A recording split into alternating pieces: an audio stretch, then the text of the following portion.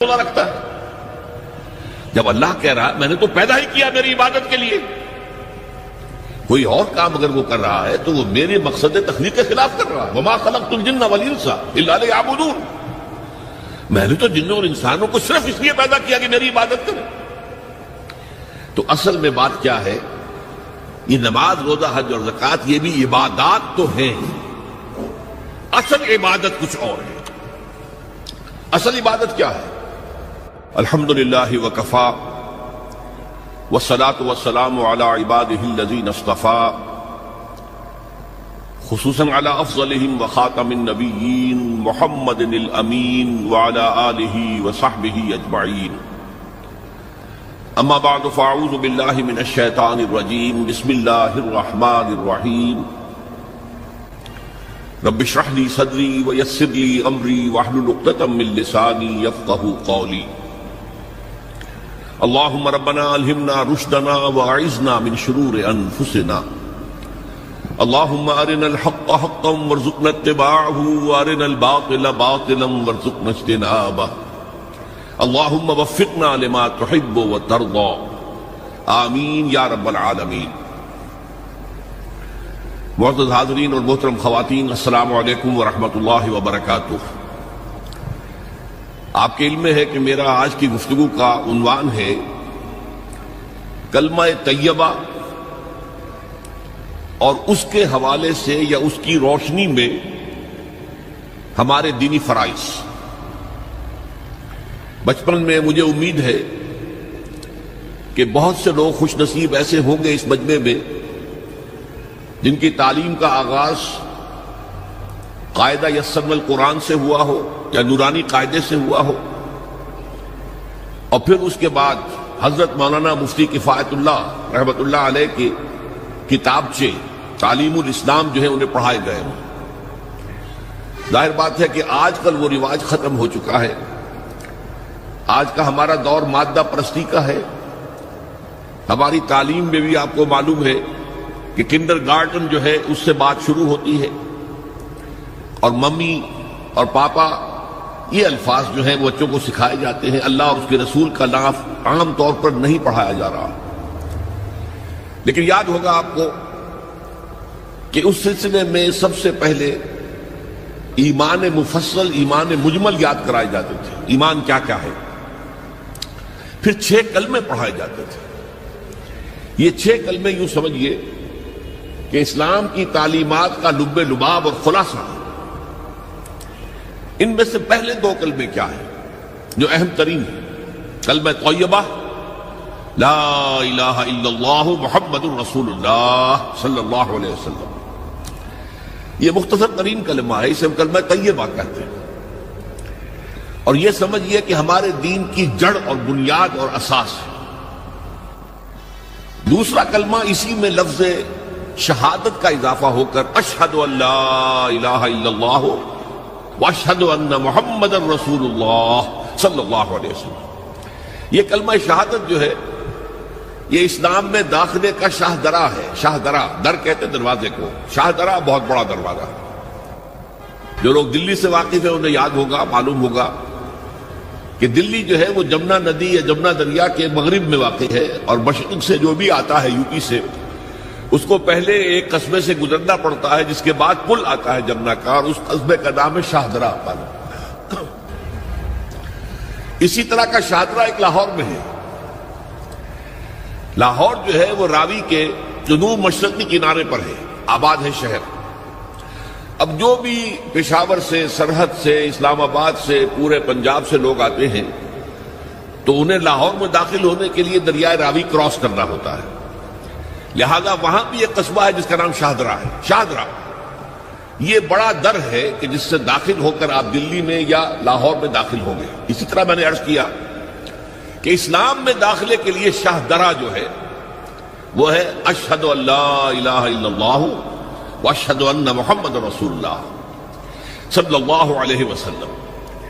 آج میں انہی 2 کے حوالے سے آپ کے سامنے کچھ باتیں رکھ رہا ہوں۔ باتیں بالکل بنیادی ہیں، اور میں سمجھتا ہوں کہ آپ کے ذہنوں کے اندر موجود ہیں۔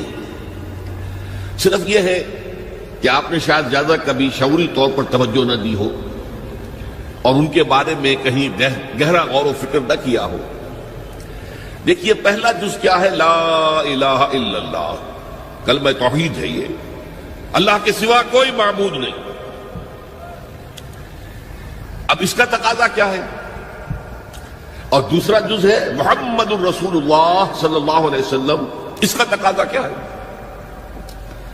اللہ کے سوا کوئی معبود نہیں، معبود برحق صرف اللہ. اس کا کیا مطلب ہے؟ عبادت صرف اس کی ہوگی، کوئی معبود نہیں اللہ کے سوا، عبادت اسی کی ہوگی. اس عبادت کا مفہوم کیا ہے؟ قرآن مجید میں بہت سے انبیاء کی اور رسولوں کی دعوت بیان ہوئی اور نام بنام کہا گیا. ان کی دعوت کیا تھی؟ ان اعبدوا اللہ ما لکم من الہ غیرہ، اللہ کی عبادت کرو، تمہارا کوئی الہ اس کے سوا نہیں. اس کے ساتھ ہی بعض صورتوں میں ایک لفظ کا اضافہ ہوتا ہے. سورہ شعراء میں ان اعبدوا اللہ واطیعون، عبادت اللہ کی کرو، میری اطاعت کرو. تو اللہ کی عبادت کیا ہے جس کے لیے سورہ زاریات میں فرمایا وَمَا خَلَقْتُ الْجِنَّ وَالْإِنسَ إِلَّا لِيَعْبُدُونَ، میں نے نہیں پیدا کیا ہے جنوں اور انسانوں کو مگر صرف اس لیے کہ میری عبادت کریں. تو معلوم ہوا کہ لا الہ الا اللہ کا تقاضا کیا ہے؟ ہمہ تن ہمہ وقت اللہ کی عبادت. یہ عبادت کیا ہے؟ بدقسمتی سے مسلمانوں پر جو زوال آنا شروع ہوا خلافت راشدہ کے بعد سے، ایک زوال اسلام کا شروع ہو گیا، اگرچہ مسلمانوں کا تو عروج جاری رہا. دور بنو امیہ میں، دور بنو عباس میں دنیاوی اعتبار سے سطوت، شان اور شوکت بڑھتی چلی گئی، لیکن اسلام جو ہے اس کے اندر زوال شروع ہو گیا. سب سے پہلا زوال کیا آیا؟ وہ خلافت کہ جو مسلمانوں کو اپنے میں سے کسی بہترین شخص کا انتخاب کر کے جس کا تعین ہونا چاہیے تھا، وہ خلافت موروثی عہدہ بن گئی، خاندانی بات بن گئی، قبائلی بات بن گئی. یہ ہمارے زوال کا پہلا منظر تھا. بہرحال اس کے بعد رفتہ رفتہ ہمارے تصورات بھی کچھ محدود ہوتے چلے گئے. ہوتے ہوتے بات یہاں تک پہنچی کہ عبادت کا مطلب ہے نماز، روزہ، حج اور زکوٰۃ. اب پہلی بات تو یہ سوچئے، کیا انسان ہر وقت نماز پڑھتا ہے، ہمیشہ روزہ رکھتا ہے؟ جب اللہ کہہ رہا میں نے تو پیدا ہی کیا میری عبادت کے لیے، کوئی اور کام اگر وہ کر رہا ہے تو وہ میرے مقصد تخلیق کے خلاف کر رہا ہے. وما خلقت الجن والانس الا لیعبدون، میں نے تو جنوں اور انسانوں کو صرف اس لیے پیدا کیا کہ میری عبادت کریں. تو اصل میں بات کیا ہے؟ یہ نماز، روزہ، حج اور زکوٰۃ یہ بھی عبادات تو ہیں، اصل عبادت کچھ اور ہے. اصل عبادت کیا ہے؟ عبد کہتے ہیں غلام کو. غلام پچھلے زمانے کا تصور کیجئے، یہ ایسا نہیں تھا جیسے آپ کسی کو ملازم رکھ لیں. آج امپلائر امپلائی ریلیشن شپ یہ اور ہے.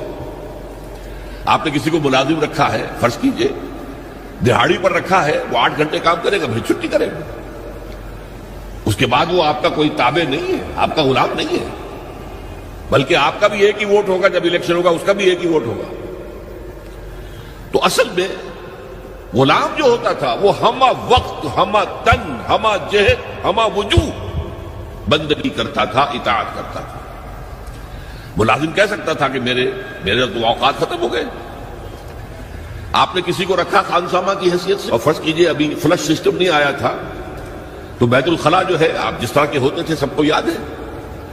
کسی دن بھنگن نہیں آئی، آپ کہیں اس سے خانسامہ سے کہ ذرا جاؤ بیت الخلاء صاف کراؤ، وہ صاف کیا کہ صاحب میں آپ کا، میں تو خانسامہ ہوں، میں آپ کو کھانا پکا کر دینے کا پابند ہوں، میں یہ آپ کا بیت الخلاء صاف کرنے کا تو پابند نہیں ہے. کہے گا کہ نہیں کہے گا؟ لیکن غلام نہیں کہہ سکتا.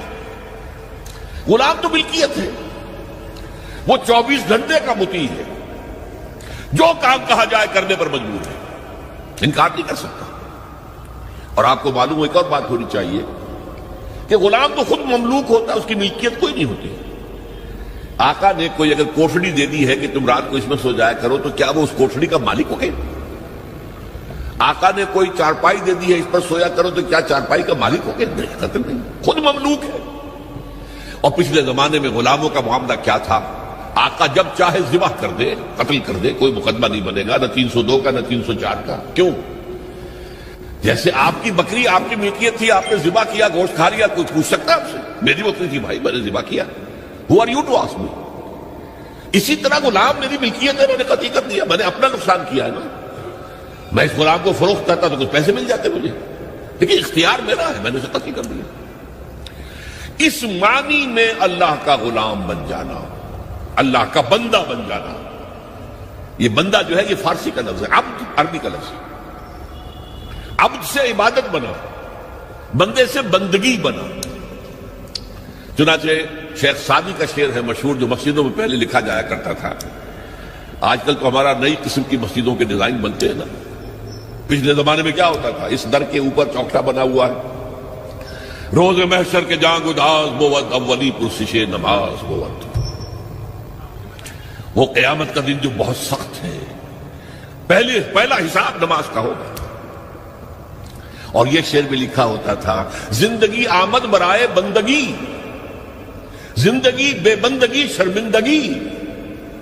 یہ زندگی ہمیں ملی ہی بندگی کے لیے ہے. وما خلقت الجن والانس الا لیعبدون.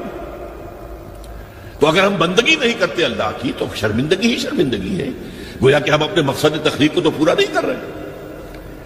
آپ نے قلم بنایا تھا لکھنے کے لیے، لکھتا نہیں ہے تو اٹھا کے پھینک دیں گے، آپ اس کو کوڑے میں ڈالیں گے.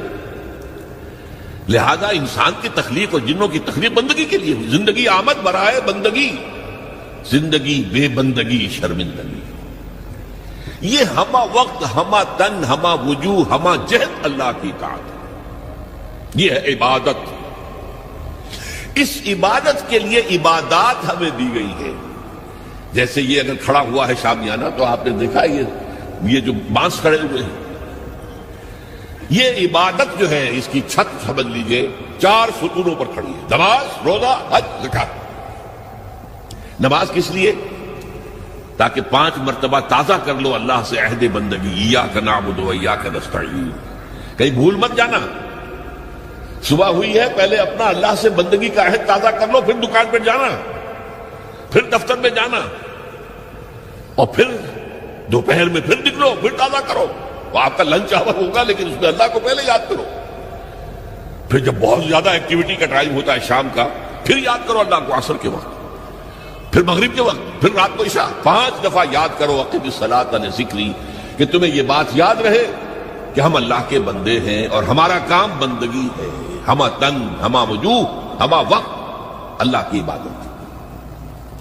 روزہ کیوں دیا؟ تاکہ نفس کے اندر جو شیطنت ہے، ان النفس لامارۃ بالسوء، اس نفس کو کنٹرول کرنے کی عادت ہو جائے.